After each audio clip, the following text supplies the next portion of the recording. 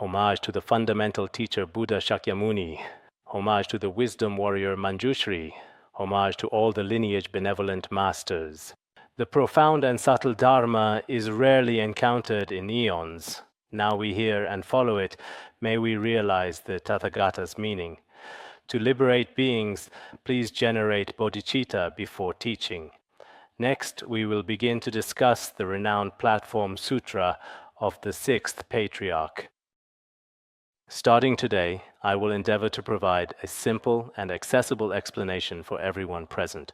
In truth, I must humbly state that I am not truly qualified to teach you the profound wisdom contained within the platform Sutra of the sixth Patriarch. Whether we consider the sacred lineage of transmission, the intricate nuances of the language, or indeed from every conceivable perspective, it could very well be said that I am merely showing off my extremely limited skills and understanding before a gathering of true experts and those with deeper insights. However, the purpose of this teaching is not because I understand many of its principles, nor is it because there is no one in the Han region capable of propagating it, so I have come to do so. The main reason is that on one hand, I have great confidence in the Chan tradition. Moreover, the platform sutra of the sixth patriarch is highly valued in the Han region. Many people, after diligently studying and deeply understanding the profound platform sutra, have truly realized the inherent nature of Dharma. There are also some individuals who, after carefully reading the platform sutra of the sixth patriarch, there are quite a lot of people who begin to enter Buddhism and become monks. For a long time, I used to think that this scripture was actually a treatise, but it is referred to as a classic scripture. A Dharma like this should have extremely powerful blessings, so I've always wanted to study it together with everyone. However, the conditions for this have never quite come together until now. In fact, for absolutely anything, teaching the Dharma also truly requires the right conditions to arise and manifest. For example, when we carefully cook a large pot of delicious rice, if the necessary and appropriate conditions are not yet fully ripe, it will never truly get cooked. But once the optimal conditions are perfectly right, it then becomes remarkably easy and straightforward. So it has taken until this very moment, indeed now. Of course, looking at today, it seems like there are more people present than in previous years. Maybe many of us are interested in this.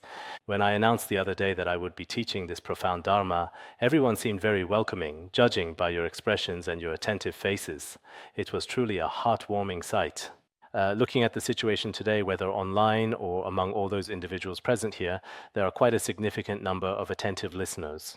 But this is not unusual at all, because some of our Dharma friends, you see, may initially start out with truly great expectations, but then, by the middle or even towards the very end, they might not feel much of anything at all. As a direct result, over a period of time, some individuals may gradually and slowly lose their interest. And this is not just here with me.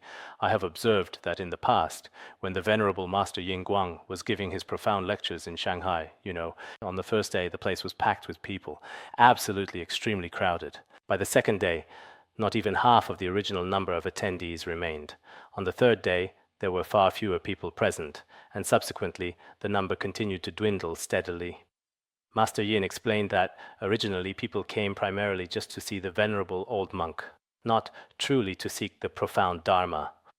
They wanted to see if he indeed had 3 heads and 6 arms, to observe what he was really like in person. So later it's said that he solemnly vowed not to go out and widely spread the Dharma or give extensive lectures anymore. When he personally taught in person, it seemed that people weren't particularly interested or engaged. From then on, he communicated through letters and his collected works. He vowed never to go again, seeing that fewer and fewer people were attending his lectures. So he began to use the collected works. You all have read it, and I've also read the collected works before. The collected works is entirely and wholly composed of numerous letters that were written to both lay practitioners and also to great virtuous ones. Some of them are to dispel others' doubts, and some are to give guidance on the path to liberation. And from that point on, it continued in this manner. I truly believe that even in the distant past, not to mention people such as ourselves, even in front of very renowned senior masters, perhaps at first there were quite a lot of people coming to listen, but by the end there weren't many left.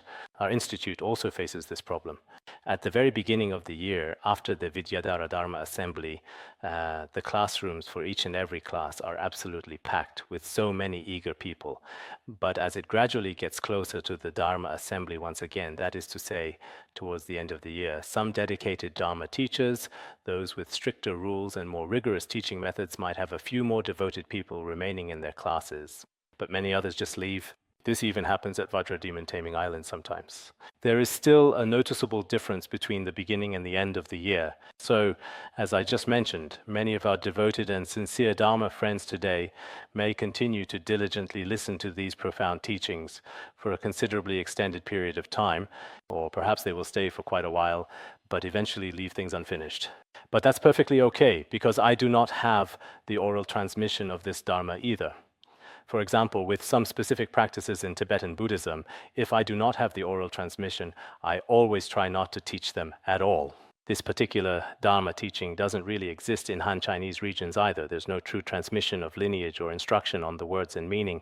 There's no such tradition. And on top of that, for this Dharma teaching, I used to wonder about the well-known Chan masters nowadays, whether or not they actually have a transmission that has been passed down from the sixth patriarch. If they did, we should seek it out.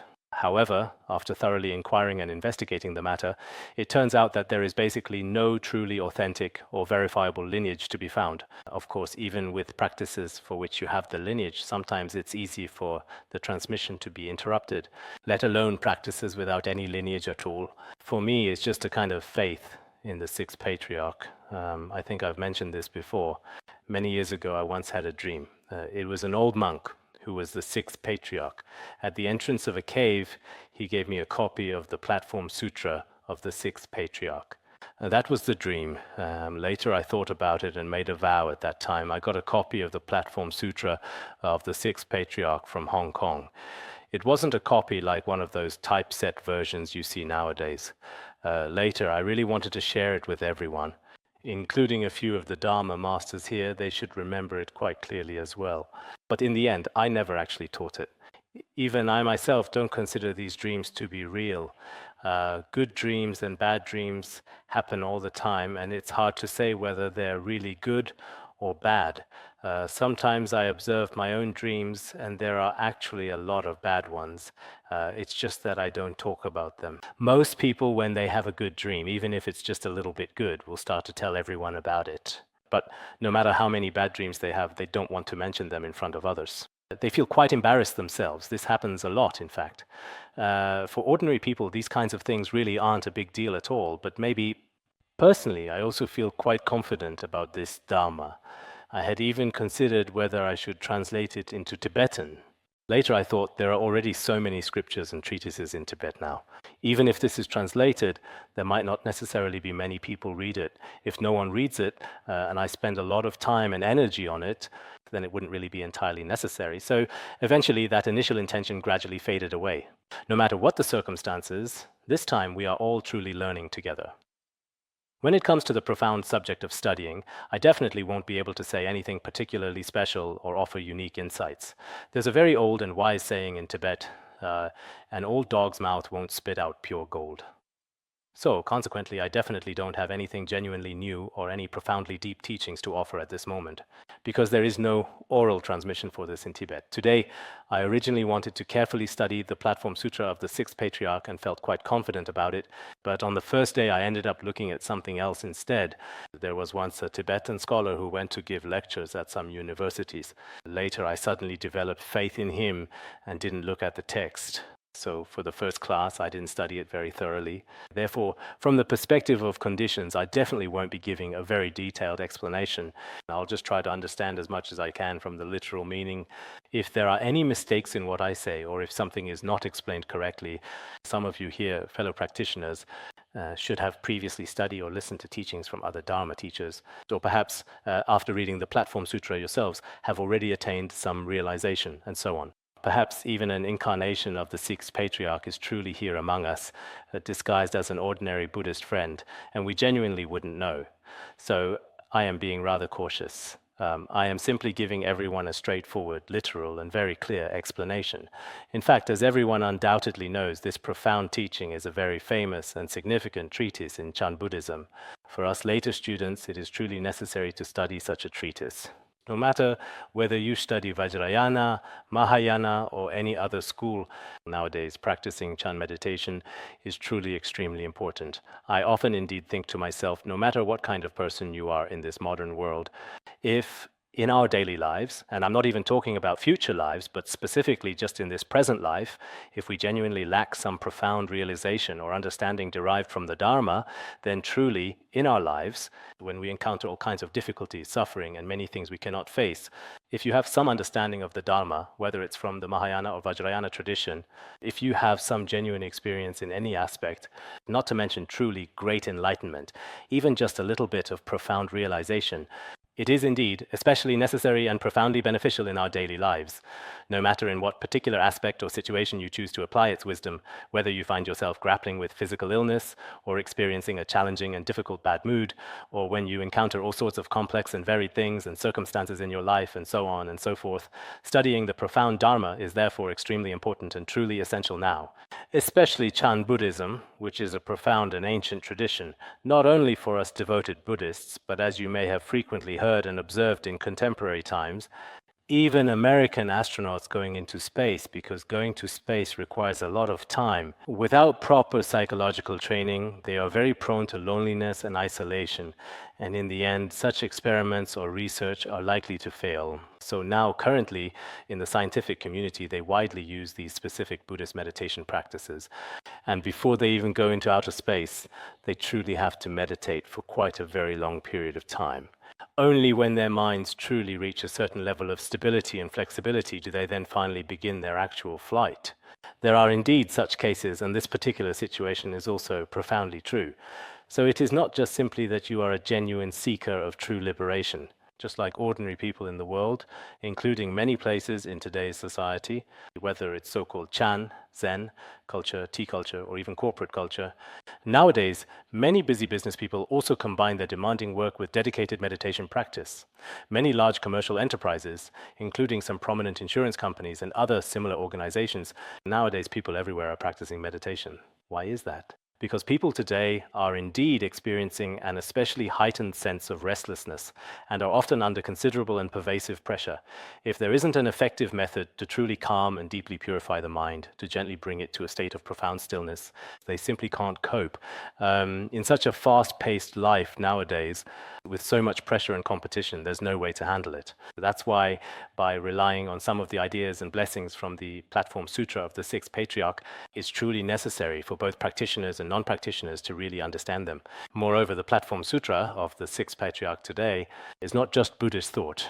It represents traditional cultural philosophy as well. Many people abroad, as well as some Chinese people, do not approach it from a standpoint of faith, but rather from a perspective of research. Just like with the revered Analects, the insightful Mencius, and the profound teachings of Confucius, they meticulously analyze it as a significant school of thought, precisely as they do with those foundational classical texts. As a direct result, these dedicated scholars have also gained many substantial benefits from it. The primary purpose of our detailed discussion on the Platform Sutra of the Sixth Patriarch today is for everyone to gain some understanding of Chan, Zen studies in the process. Next, let's now briefly talk about the Platform Sutra of the Sixth Patriarch. First, allow me to briefly introduce the revered Master Huineng, who is widely known as the Sixth Patriarch. The profound author of this work is indeed Master Huineng himself. He passed away in the year 713 AD, specifically in the year 713 of the Common Era. I did a rather rough calculation, and that was approximately 1,299 years ago, if I recall correctly. If I didn't miscalculate, it's approximately close to 1,300 years ago now. He was originally from the region of Guangdong. Cantonese sounds a bit like a gulu. If he were alive today, in this contemporary era, he would most certainly be speaking Cantonese. Let's not even consider the possibility of him speaking Sichuanese. It simply doesn't possess the same pleasant auditory qualities, and frankly, it doesn't sound very appealing. When he was born, according to various accounts, it is widely believed that his arrival into the world occurred specifically during the nighttime hours. The very next morning, no one at all knew exactly where they had indeed quite come from. Two venerable monks appeared at his humble home, seemingly having traveled from distant India. Yeah, these two venerable monks gave him the name Huineng. His parents were quite surprised, as they had never actually met these particular monks before. They respectfully asked why they had chosen this specific name and what its true meaning was. Hui, a benefactor, benefits sentient beings by giving the Dharma. Some people use the hui, that means wisdom, but it probably wasn't that character for wisdom. To benefit sentient beings, or to use the Dharma to give to sentient beings. Neng, a capable person, can do the Buddha's work. They explained the profound meaning of the name Huineng. Many of us, perhaps even most, might not actually know or fully comprehend what Huineng truly signifies. After the two venerable monks finished speaking, they had already disappeared from sight. Later, when the sixth patriarch grew up, you could say that his entire process of enlightenment and his later experiences spreading the Dharma and benefiting beings are also recorded in the Platform Sutra. In fact, the Platform Sutra it's just like how the Analects is a comprehensive record of Confucius' profound words and significant deeds, carefully compiled by his devoted disciples. As for the sixth patriarch, he was illiterate. His realization, the entire process of his enlightenment, and his reliance on his teacher, all of it was recorded by his disciple Fa Hai. After attaining enlightenment for about 15 years, because the master did not give permission, this should be mentioned later on. Without his teacher's permission, he did not spread the teachings and lived together with hunters. Later, it is widely said that he diligently taught the profound Dharma for a significant period of 36 years. Indeed, there is such a well-known saying. He dedicated a full 36 years solely to teaching the Dharma, and subsequently he truly became the revered sixth patriarch.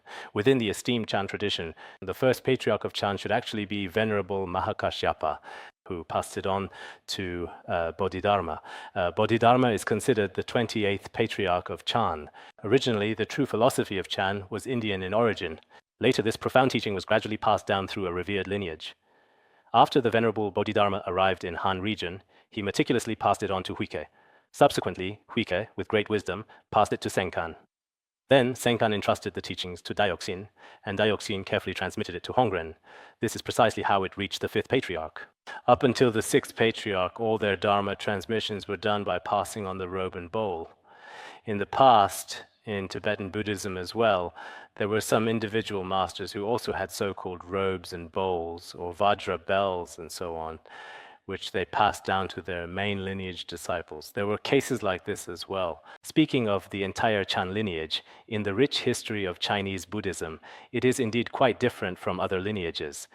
From the revered Bodhidharma up to the sixth patriarch, the tradition has evolved. After the sixth patriarch, as I seem to have mentioned before, at other schools after the sixth patriarch, one flower blooms with 5 petals. There was no longer a single direct transmission.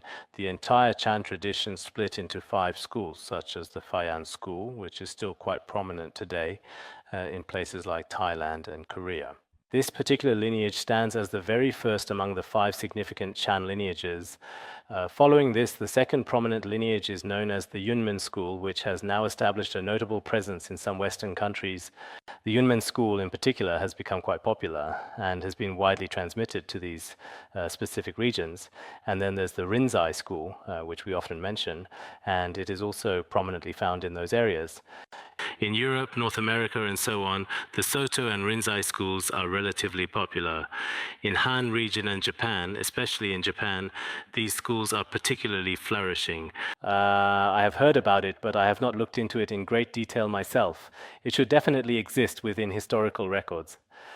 Master Shuyun was genuinely afraid of completely breaking these important lineages. So he visited all the ancestral temples and also established many ancestral temples himself. He inherited the 5 major and historically significant Chan lineages. In due course, some of his dedicated disciples also received the profound transmission of these teachings. This esteemed group notably includes the Venerable Master Ben Huan, who is recognized as the 44th generation within the illustrious Linji school. Some of his biographies are written this way as well. Of course, nowadays in some temples, many Chan monks from Han region often mention which generation they belong to. This kind of statement is quite common.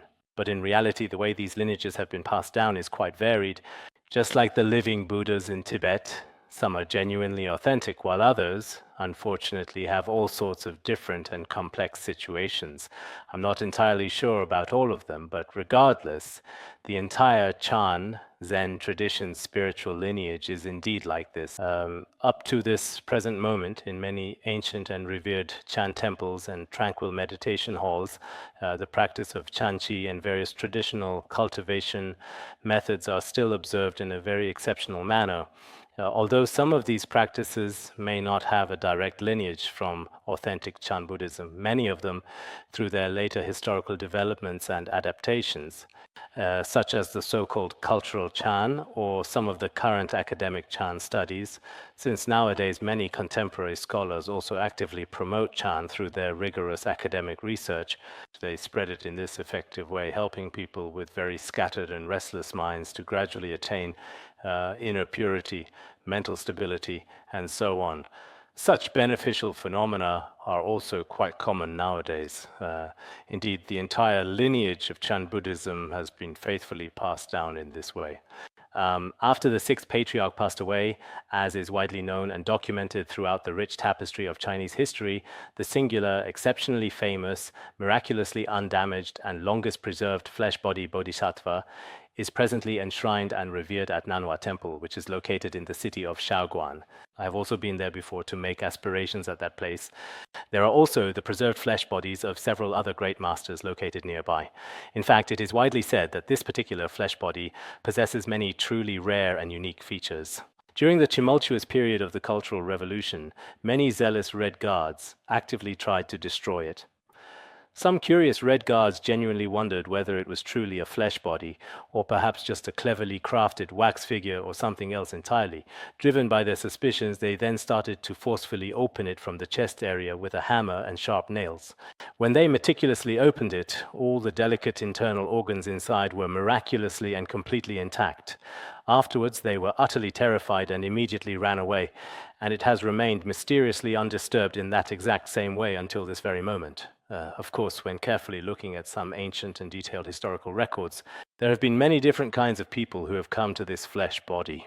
Some even tried to sell it abroad, but all sorts of disasters and obstacles occurred, yet it has been preserved up to the present day. So from this perspective, I sometimes think when a historically destructive movement like the Cultural Revolution that wiped out Buddhism occurs, the fact that it could be so remarkably preserved is truly exceptionally rare, to be honest. The genuine bodily relics of a revered bodhisattva truly do possess incredible spiritual merit. Last year, for a significant period of time, I deliberately went there specifically to make some aspirations.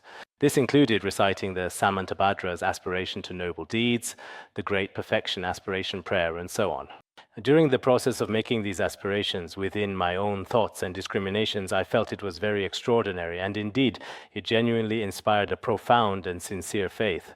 I hope that if some Dharma friends have the fortunate opportunity, it is absolutely necessary to visit there. Relics such as these, which possess such immensely great blessings and are nearly 1,300 years old, are truly precious. Even now, they have absolutely no access to any modern scientific instruments or advanced technology. Yet remarkably, the body has neither decayed nor dried out in any discernible way. This state of preservation is truly a rare and unusual phenomenon. So now it is said that some scientists specifically go to that particular location, and they have been conducting long-term research and in-depth studies on this unique physical body. But they truly do not know that this is completely and utterly different from all other human bodies. I've heard and also seen in some detailed materials and comprehensive reports that some contemporary scientists, when diligently conducting their experiments with various sophisticated instruments, have absolutely no idea whatsoever where the profound mystery truly lies. Normally, a physical human body, after such an incredibly long period of time, could not possibly remain so lifelike and intact.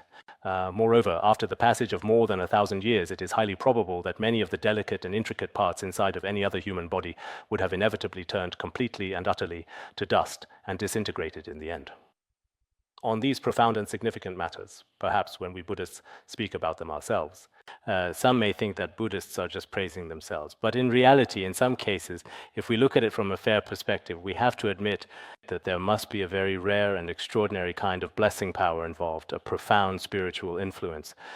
In addition, bodhisattvas possess an inconceivable and boundless power of aspiration, a deep and unwavering resolve. Although they frequently appear before sentient beings and have already completed certain beneficial activities of benefiting them, there are still some significant activities that have not yet been fully fulfilled. It's just like when we talk about the merits of relics, he used his physical body to benefit sentient beings. There were also quite a lot of sentient beings who were thus benefited. So, in this particular regard, I sincerely hope that everyone present will also pay a considerable amount of attention. As for the profound Platform Sutra, which was meticulously composed by the revered Sixth Patriarch, why is it specifically referred to as the Platform Sutra of the Sixth Patriarch? In fact, many scholars have different interpretations and analyses regarding the title of the scripture, the Platform Sutra. Generally speaking, why is it called platform? The so-called platform is said to refer to a place in the monastery. It wasn't Nanhua Monastery, it should have been the Faxing Monastery, which is located in Guangdong Province. At that time, there was a great master there. It should have been during the Liusong dynasty, and his name was Gunabhadra.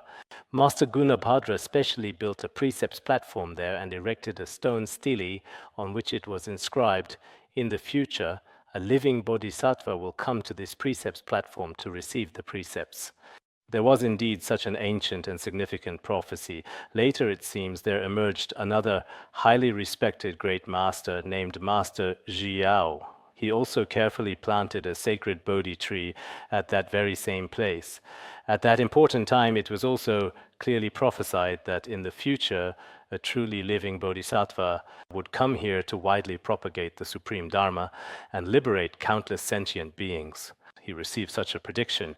Later, after the Sixth Patriarch had fully attained profound enlightenment, it was there, in that very place, that he truly began his important work. Because after the Sixth Patriarch's spiritual enlightenment, for a significant period of 15 long years, he remained a humble layperson, living quietly amongst the local hunters, sometimes quite secretly releasing many captured animals back into their natural wild habitat. At that time, he did not eat meat, but only ate vegetables that had touched meat. There are such accounts. Many great masters in Han region have also often mentioned this in various settings. Later, after he became a monk, it was indeed at that place. He received ordination at the place where the ordination platform was just mentioned, and later turned the wheel of Dharma there as well. Because of this karmic connection, it is believed that this flesh-body bodhisattva was considered by many later disciples to be the revered Master Huineng, the illustrious Sixth Patriarch, as this truly matches the prediction very closely indeed. The teachings in his Platform Sutra of the Sixth Patriarch are virtually indistinguishable from the sutras. Therefore, in a tone of very great praise, it is referred to as a sutra. Of course, there are some scholars nowadays who indeed have different interpretations and perspectives. I've personally read some of their works before as well. They discuss why it's specifically called a sutra, offering various explanations. But this particular view, I think, whether in our Tibetan region or elsewhere in the world, people regard it as a genuine Buddhist scripture. Disciples consistently show great respect and profound reverence to their own esteemed masters, and there are also many words of heartfelt praise and admiration for them.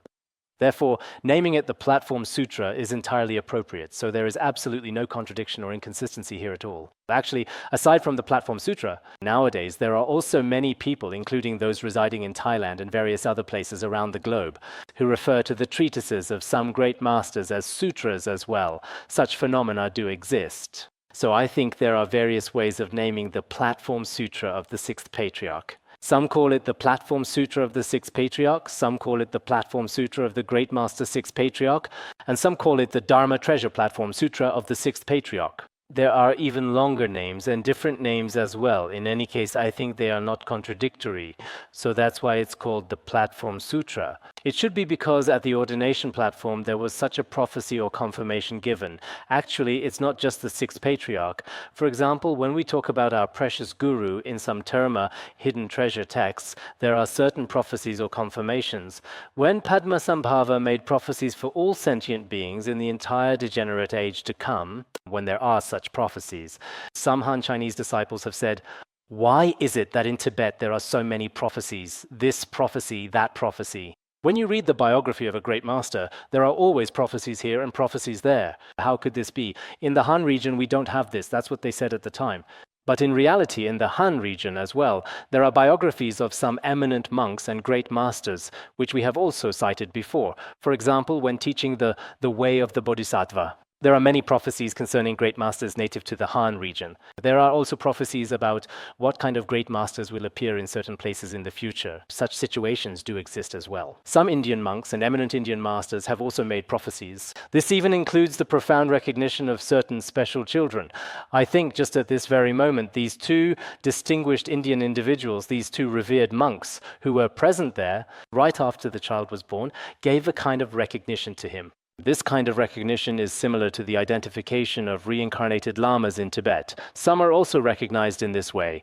A few truly great masters, through profound dreams or other auspicious and significant signs, after a child is born or even before the child actually grows up, will specifically go to that particular family and declare, this is such and such a reincarnated lama indeed.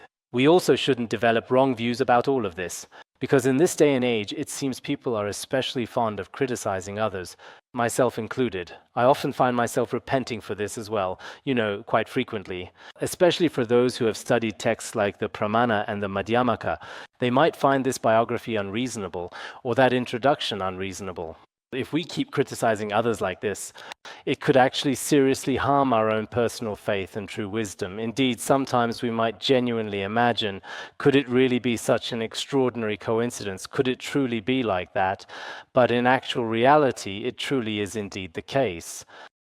In Tibet as well, there are many eminent monks and great masters who have genuinely and authentically recognized some young tulkus and children. These specific cases are indeed extremely rare and exceptional. This is not merely something said in Tibet, but rather a profound statement. It's just that at the time of the sixth patriarch, he wasn't actually called a living Buddha, but in fact, he could have certainly been called one. It wasn't specified whose reincarnation he was, but he was given a name. He was given this name before he was even a year old. This is also a form of recognition. Generally speaking, without any special or extraordinary circumstances, it's quite rare to give a special name to a child who isn't even a full month old. Bestowing a special Dharma name in such cases is also quite uncommon. No matter what, when it comes to the extraordinary future endeavors of great masters in spreading the Dharma and benefiting sentient beings, it's truly just as it is described in the profound 10 Grounds Sutra. Sometimes, even during one's childhood, through certain specific behaviors and actions, one can foresee some of their future activities in propagating the Dharma and benefiting beings. In some special cases, even while still in the mother's womb, there are many truly auspicious signs. For example, the expectant mother may remain in a profound state of non-dual bliss and wisdom throughout the entire pregnancy, or naturally give rise to a sense of compassion for sentient beings and so on. There are many auspicious signs can also reveal some profound aspects of how he will ultimately benefit sentient beings in the future.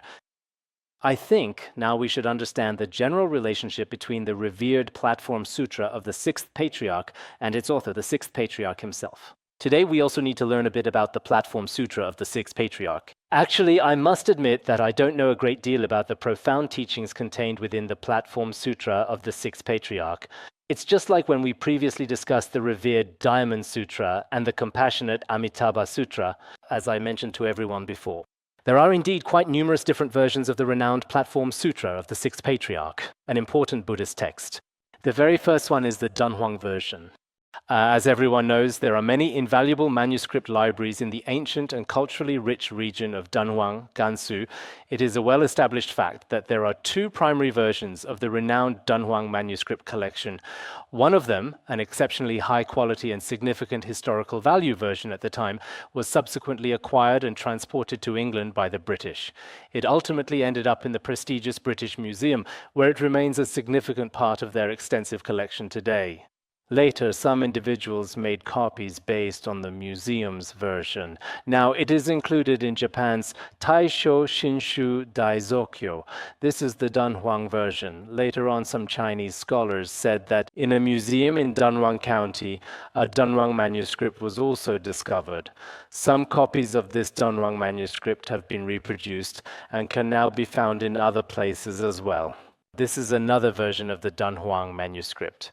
The Dunhuang version, which is considered quite ancient, contains a relatively limited number of characters, and as a result, it is not particularly easy to fully understand. It appears to comprise approximately 12,000 characters, and is very likely the oldest existing version. Following this, the second distinct version is commonly referred to as the Huixin version. Around the late Tang dynasty and the early Song dynasty, a significant historical period, there emerged a notable monk named Huixin.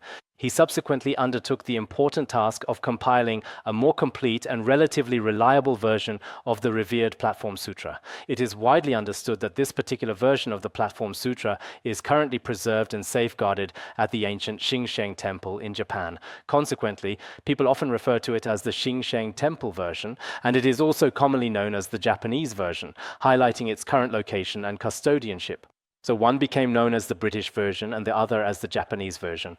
In addition to the other versions, there is also a distinct third version, which is specifically known and referred to as the Qisong version. It emerged and gained prominence during the illustrious Song dynasty. During this era, there was a highly respected and notable Buddhist monk whose name was Qisong. He compiled a version based on an ancient edition over the course of several years. The content is relatively complete, and when you read it, there aren't too many characters. The fourth version of this particular item is specifically called the Dai version, which is believed to have originated from the Yuan dynasty period. There was also a highly revered Dharma master named Dai, who diligently spent a full 30 years of his life dedicated to this profound endeavor. The Platform Sutra of the Sixth Patriarch has many versions. He wanted to find the most reliable one available. Later, he successfully obtained a truly genuine, ancient original document in a particular place. After meticulously editing and refining it, also during the extensive period of the Yuan dynasty, he did not particularly promote it widely or extensively. It is widely said that, even now, in some prominent museums and certain ancient temples, there are still valuable and well-preserved copies of this significant work. The very last and final version is specifically called the Zongbao version. During the Yuan dynasty, there was a revered Dharma master named Zongbao. After many dedicated years of diligent effort, he finally compiled a very comprehensive and complete version. At that significant time, it just so happened that the esteemed emperor of the Ming dynasty officially included it in the sacred Tripitaka. Now, our current Platform Sutra of the Sixth Patriarch has a total of 10 distinct chapters. The current version we are using now is also the last one, which is called the Zongbao version. This is truly the version that people have been using ever since. Moreover, compared to previous versions, this particular one has significantly more characters, indeed over 20,000 words. So among these 5 distinctly different versions, of course, if we try to meticulously judge which is truly better or worse with a discerning and discriminating mind, it's probably quite hard to definitively say. It has now reached nearly 1,300 years of remarkable history. With more than 1,200 years of profound history, through such an incredibly long and continuous process of transmission, by the time it has come down to us, we should find it very difficult to say which version is the most reliable and which is the least reliable. In fact, regarding those who edited these texts, I personally believe that all the great masters possessed a certain degree of compassion and wisdom. They would certainly have understood some of the profound intentions of the eminent monks before them, especially those of the Sixth Patriarch Huineng. After this, during several different historical periods from the renowned Tang dynasty up to the influential Yuan dynasty, there were 5 different versions. Among these 5 distinct versions, the one that is now the most widely spread and flourishing, in other words, the most universally and extensively disseminated, is indeed the final Zongbao version. There are two reasons. First, people believe that this is very reliable, having gone through multiple rounds of revision, editing, proofreading, and so on before being produced for this reason. Another reason is that at the time, it should have been Emperor Yongle. When the time comes, you can see for yourselves. One is the Yuan dynasty and later the Ming dynasty and so on, various dynasties including the Qing dynasty. The emperors and the imperial court all placed great importance on the platform sutra. There were versions written in gold, in silver, and even in precious gems and colored glass. So, since the esteemed emperor valued it so highly, naturally, those below him, his officials and subjects, would also attach great importance to it. This is an inevitable and fundamental pattern. The current version of the Platform Sutra that we are diligently studying now has several distinct and different types like this, each with its own unique characteristics. When we study such treatises, in fact, there are many aspects we need to understand. I personally have this feeling as well. For example, in the past, we have studied the Diamond Sutra, the Infinite Life Sutra, and the Amitabha Sutra, including these scriptures. When others bring up a related question in this area, I feel quite confident and well prepared. This is because I've studied it before, so no matter what aspect it is, I still know something about it. If I have never truly studied it at all, I might indeed find myself quite unfamiliar with certain complex issues. The profound Platform Sutra of the Sixth Patriarch, speaking of today's significant matters, is also readily available in Japanese, English, as well as Spanish, French, and many other languages. It has been meticulously translated into the official languages of numerous countries and regions across the globe, especially a great number of people abroad, through their dedicated and consistent practice of this method, and through the philosophy of the Platform Sutra and the method of Chan meditation, have found it to play a very significant and truly important role within their hearts. Especially in many Western European and American countries, people are particularly and deeply fond of it. Some individuals even say that when compared to the local Chinese population, they have an even greater and more profound faith. There is even a common saying that they possess a very special affinity with the revered Platform Sutra of the Sixth Patriarch. This is the case in Thailand. When I visited there before, they shared stories about the Platform Sutra of the Sixth Patriarch. They place importance on the Platform Sutra of the Sixth Patriarch because in Thailand, as I recall, there were more than 40 Mahayana temples at that time, especially those related to Chinese Buddhism, Chan, Zen Buddhism, and the Vinaya school. Many ancient temples have fascinating stories that are related to the profound Platform Sutra of the Sixth Patriarch. I have read somewhere before about how the revered Platform Sutra was initially translated into the Thai language. It is widely acknowledged and often recounted that there exists a truly remarkable and rather exceptionally rare story associated with this particular translation, making its history all the more fascinating and unique. There was once a revered monk known as Master Yaneng who was originally from Thailand. Master Yaneng was interviewed by prominent local journalists. During this insightful interview, he specifically mentioned that this particular story had been widely reported in various languages across different media. So, what exactly is the true origin of this fascinating story? Actually, when the revered Platform Sutra first arrived in the vibrant spiritual landscape of Thailand, there was a highly respected, venerable figure known as Buddhadasa Bhikkhu. Buddhadasa Bhikkhu passed away around 1993. He was a very famous speaker and practitioner in Thailand. He was truly remarkable. After he arrived there, his influence became quite evident. How exactly did he translate it? When the esteemed Master Yaneng was at the Nanhua Temple, answering questions from various reporters at that particular time, he said that he seemed to have a particularly special connection with the Platform Sutra of the Sixth Patriarch. And when he arrived at Nanhua Temple, even though he was Thai, he felt as if he were at home. Fate is something that's very hard to describe. As for how this all began, he said that when he was 2 years old, Buddhadasa Bhikkhu translated the Platform Sutra of the Sixth Patriarch into Thai. When he was 16, he became a monk and began his practice in front of that venerable master. He consistently kept asking him to diligently study the Platform Sutra. At that time, it should have been in Thai, and then he studied the Platform Sutra. After practicing and studying the Platform Sutra, for more than 40 long and dedicated years, he continuously practiced and diligently recited the profound Platform Sutra of the Sixth Patriarch from the age of 16, and for a period of over 40 continuous years afterward, he maintained his spiritual practice. He recounted that after the Venerable Master translated this profound text, he reverently hung it on the wall for all to see. This act allowed countless Thai monastics and devoted lay people to understand its profound meaning and faithfully incorporate its teachings into their daily practice. Consequently, everyone became aware of its existence and all developed an immense faith in the Sacred Platform Sutra. Many people throughout history have relied on the profound teachings of the Platform Sutra to diligently practice meditation and cultivate their minds. As a significant result, it played a crucial role in helping many individuals truly subdue their afflictions. Master Aneng said, "Actually, at the very beginning, there was a truly special cause for the revered Platform Sutra of the sixth Patriarch to arrive in Thailand." What kind of cause was it? He said that in the late 1940s, China was in the midst of war and chaos. Many temples began to experience looting, smashing, and all sorts of terrifying scenes. At that time, Nanhua Temple was also being destroyed by others. Many of the Buddha statues and scriptures inside were reduced to ruins.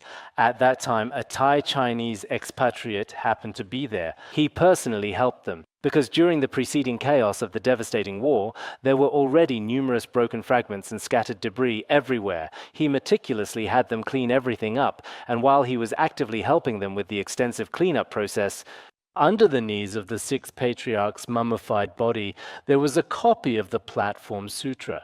He quietly hid it away. He thought the sixth patriarch must have meant it for him, so he hid it. Later, he gradually made his way back to Taiwan and then eventually to Thailand.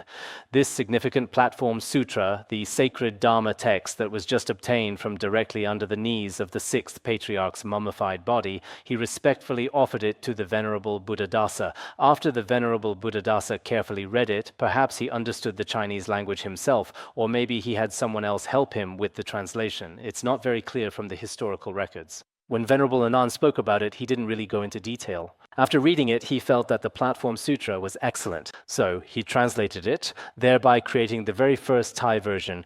Then he began to actively promote it, and it has been widely spread ever since. He said that a remarkable 60 years have already passed, and throughout these entire 60 years in Thailand, the Platform Sutra is universally regarded as a true Buddhist scripture, and is given a great deal of special respect due to this. Truly, a person's reverence for a Dharma text and their reverence for a particular Dharma master or teacher can be very different. For example, today we have found the Platform Sutra. Oh, this was given to me by the Buddha, this was given to me by the sixth patriarch, or this was given to me by my teacher. Then I will always diligently keep this precious Dharma text safe and well preserved. If you truly have this kind of profound faith, then perhaps in the future the immense blessings you genuinely receive will be completely and utterly different from those of others. So for many of us, for example, any sacred Dharma text you receive, when you develop faith in it, you must truly treat it as a genuine, indeed, wish-fulfilling jewel. If you regard it as a wish-fulfilling jewel, it should be clearly stated that attaining genuine spiritual realization or profound blessings from it is a significant endeavor. It is not difficult at all. If you don't feel that this Dharma is rare and think you can get it any time, then it's indeed unlikely that you'll receive much blessing from it. That's why in different situations I ask everyone to have a sense of the rarity of the Dharma. This is extremely important, especially for us this time. As everyone listens to the Platform Sutra of the sixth patriarch and other teachings, it's absolutely necessary to have a profound spirit of asceticism. Recently, I have noticed that some of our Dharma friends in the Institute, some of them truly don't have a proper place to stay, some have very leaky rooms, and some are in quite poor health. After observing all these various situations, on one hand, I deeply feel in my heart, oh, it's really so hard to practice like this. What should we do in this situation? On the other hand, when we think about it, compared to how we used to attend classes before, things are actually better now no matter what. Enduring some hardship for the sake of the Holy Dharma is indeed truly and profoundly worthwhile. This applies not only to our Dharma friends in the Institute, but also to those in our current study group and also other Dharma friends in the cities. During the entire process of listening to the Dharma, you truly need a lot of careful preparation. For some of us ordinary lay people, it can indeed be very difficult to attend even a single class or session. Your family might object and your workplace might not allow you to go online. Or the people immediately around you might misunderstand you or hold certain opinions about you. You will have to face many significant problems and overcome numerous difficult obstacles. And only then might you have the chance to attend one or two classes. But at this crucial time, for the profound sake of the Dharma, even though I am subjected to all kinds of bullying, harsh treatment, and profound coldness from others, or perhaps I have to travel very far, exerting myself both physically and mentally just to diligently attend a single class, I firmly believe that these challenging situations are indeed a significant and essential form of asceticism in the dedicated pursuit of the Dharma. What was asceticism in seeking the Dharma like for many people in the past?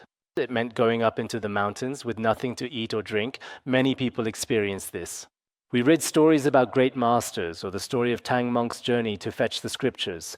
Along the way, they often encountered dangers from wild beasts and many other hardships. These were the greatest perils faced in the process of seeking the Dharma. But now in the 21st century, asceticism in seeking the Dharma doesn't necessarily mean going without food or drink. So what exactly is our greatest obstacle now?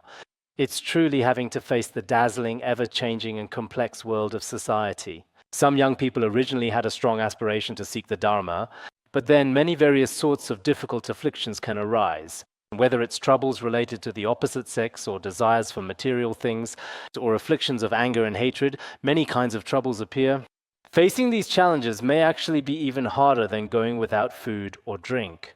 If you can overcome and stay strong during this process, that is also a form of asceticism in seeking the Dharma. Nowadays, people in the world, especially those living in cities, even just to attend a class or study a treatise, in terms of their mindset and time, as well as having to deal with many things around them, these are all situations that must be faced. So the asceticism of seeking the Dharma, when we talk about the hardships of seeking the Dharma, many people now feel, I truly don't experience the hardships of seeking the Dharma anymore. It's certainly not like it used to be. Actually, the way it was in the past, perhaps people's minds were very simple and pure at that particular time.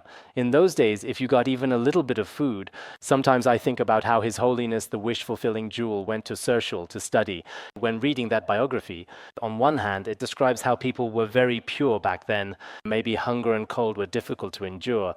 But in terms of mental obstacles, perhaps there wasn't as much hardship required. Because in the mountains, whatever the specific situation may be, nowadays, with television, movies, and all sorts of things, the temptations for young people are even greater. All kinds of different things that simply did not even exist in that particular society back then.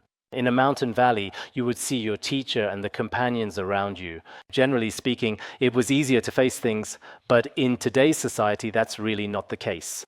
Many monastics also encounter all sorts of various difficulties. Lay people have their own diverse kinds of suffering as well. In this kind of life, if we can truly let go of many things and do our very best to create favorable conditions for our spiritual practice, it's not like we should be thrown off by every little thing, especially when it comes to our mood. One day I feel like attending class, the next day I don't want to attend. These kinds of conflicts and contradictions are also quite common. If we can successfully overcome all these and complete each important teaching, then the hardships we endure in seeking the Dharma are actually a very rare and precious opportunity. This is something I often think about myself. Right now, we are actually still very happy. Why is that? Because we have encountered such profound Mahayana Buddhism. And if we can complete these Mahayana teachings one by one, it truly isn't that easy or straightforward to achieve. Without certain positive and supportive conditions, let alone many extensive teachings, even just a few introductory classes might prove to be quite difficult for some people to fully grasp. There are all kinds of inner obstacles and external circumstances that can hinder you. So now indeed, all of us truly have a certain, on the one hand, for ourselves, we also possess a kind of profound freedom and a relaxed, opportune moment. And from the perspective of the external world, there is no turmoil in our era. In the past, like during the Cultural Revolution or times of war, if you wanted to listen to the Dharma, it was almost impossible to find Buddhist teachings, let alone great masters or even Buddhist scriptures. In our Tibetan region, in my memory, even a single scripture, even if you recited a single Avalokiteshvara mantra, if someone found out at that time you could really be sentenced to prison, it was truly frightening. Back then, many of us Tibetans, when offering lamps, they would also dig holes in the ground, place the lamp inside, and carefully cover it with turf, leaving only a small opening. Their faith is truly admirable, especially when they recite mantras. They would patiently wait until everyone else was soundly asleep and then quietly and reverently recite their sacred mantras at home. When someone passed away and they wanted monks to chant scriptures, it would usually be around 1 or 2 in the morning, and they would find a distant and secluded place for the monks to quietly chant their prayers. In such difficult times, there was truly no viable way to seek the Dharma. Back then, whether it was Confucian or Buddhist culture, both were cut off for such a long period. So sometimes when we look back at history and reflect on the situation of those around us who have not encountered the Dharma and so on, regarding many of these conditions and their underlying causes, we really shouldn't think, oh, this is easy. It truly doesn't matter. If you genuinely don't cherish the precious Dharma, if you don't regard it as something truly precious, I'm afraid you won't have sincere faith in it either. If you don't have that sincere faith in it, then you might not necessarily have it at all. If you truly have faith in it. Did I mention this the other day? There was a woman from Qinghai who attained realization relying on a stone. I talked about this, right? In Qinghai, there was a story quite similar to the one about the dog's tooth. I've told it before, right? Okay, I won't repeat it. Class dismissed.